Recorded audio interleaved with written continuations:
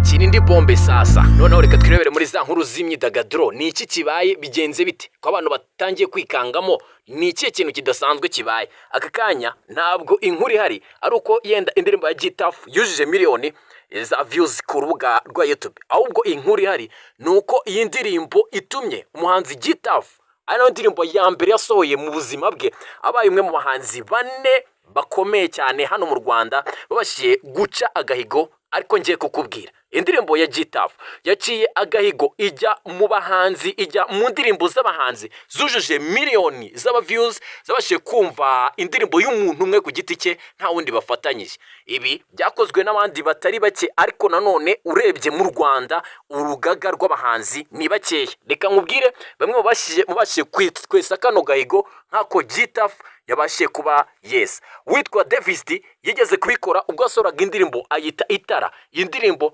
yujuje views miliyoni kandi mu gihe gito, mu gihe iyi ndirimbo kandi yasohotse idafite video. Iyi ndirimbo nakubwira ni indirimbo ye y'ampano, ari nimwe mu ndirimbo aheruka gushyira hanze yitwa Iyisi. Iyi nayo ikaba yujuje miliyoni za views ndetse ibikora itaragira na video. Indirimbo nakubwira, indirimbo yitwa Nzaguha umugisha ya Bruce Melody, nayo yabashije kuba yakuzuza views miliyoni mu gihe gitoya kandi ibikora itaragira video. Ibi ngibi ni bimwe mu bintu bikomeje kuvugisha abantu benshi. Biravuga ngo ese turaza kuvuga gute Davis ubirimba nk'uwabigize umwuga? Turaza kuvuga gute G-Taff uririmba nk'utarabigize umwuga nk'uko nawe abyivugira? Kuko we avuga yuko ibijyanye n'ubuhanzi abikora mu buryo bwo gukora ibijyanye no gusetsa abantu cyangwa se ubukomediye nk'uko yabyitangarije. Abandi barimo y'ampano ndetse na Bruce Melody bavuga ko ari 001 cyangwa se umwe mu bahanzi bakomeye muri iki gihugu cy'u Rwanda. Reka tuza turebe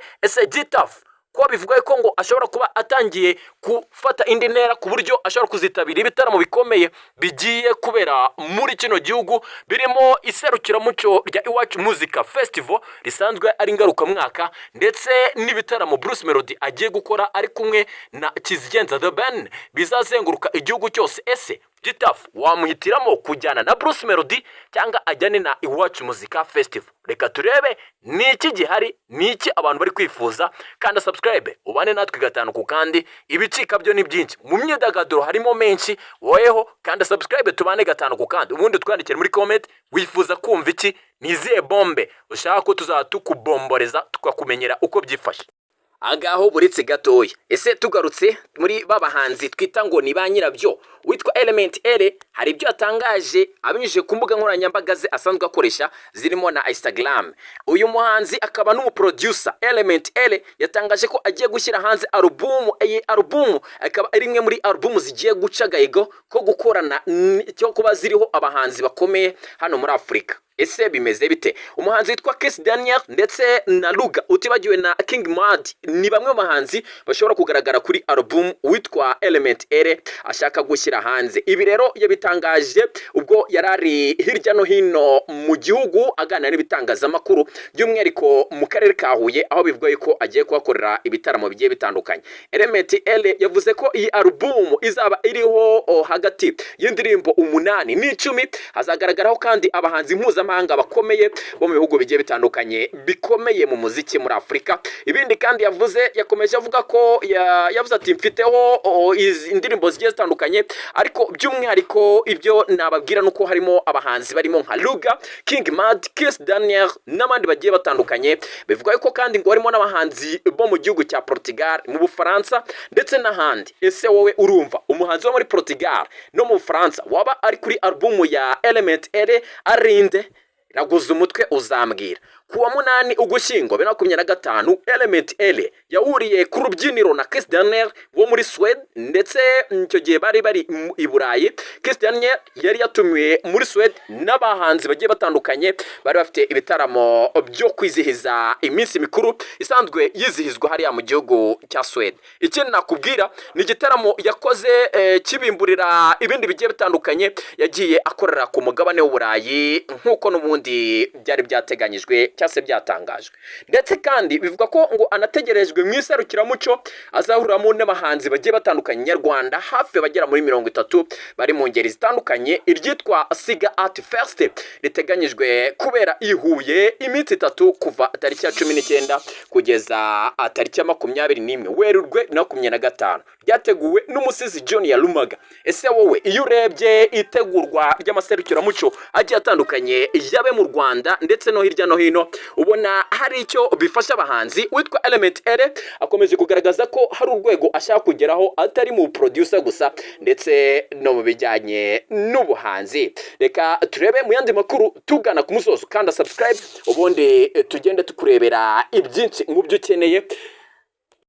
Birimo ko witwa Diezdora nk'umwe mu bahanzi bagezweho muri no minsi ariko bakiri n'abato, ariko gushyira hanze indirimbo yitwa Extra Stamina, ikaba ari imwe mu ndirimbo ikomeje gukundwa hirya no hino, ariko by'umwihariko kuri Audiomack yamaze kuba ariyo ndirimbo ya mbere iri gukundwa cyane cyangwa se iri kumvwa n'abantu benshi ugereranyije n'izindi. Siho gusa no mu Burundi bigaragara ko kuri chat yo mu Burundi ya Audiomack ariyo ndirimbo iri kumvwa kurusha izindi. Reka nkurebere ukuntu byifashe kugeza akanya top songs kuri Audiomack. Urebye chat Rwanda, uyitwa Diezdora indirimbo ye niyo ya mbere, hagakurikiraho indirimbo yitwa Treasure ya Logan Joe. Iyi ndirimbo nakubwira gatatu iri kumvwa cyane, indirimbo yitwa Nzabikora ya Shemi. Hanyuma yitwa Chocolate cyangwa se Chocolate ya Chris Easy niyo ndirimbo ya kane iri kumvwa ku rubuga rwa Audiomack.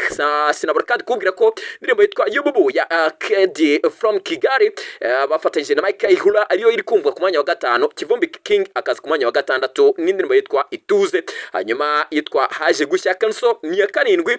Ya 8 yo n'indirimbo Kerema heruka gusohora ari kumwe n'abarimo Bruce Melody, Neringabo ndetse n'abandi bagiye batandukanye barimo na Shafi.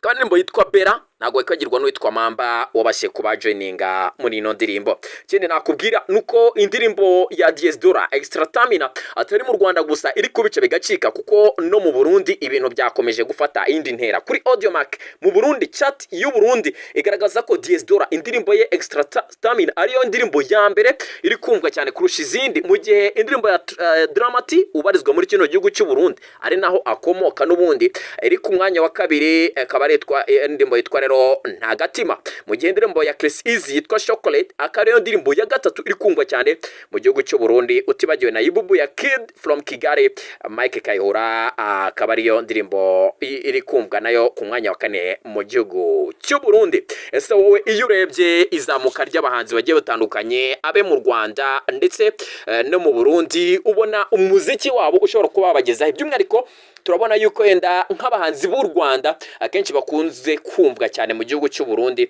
ariko se byabageza he? Ese niyo target abahanzi b'Abanyarwanda baba bafite ugereranyije n'uburyo umuziki nyarwanda ufite intumbero zo kugera ahantu kure? Nagushimiye cyane. Amakuru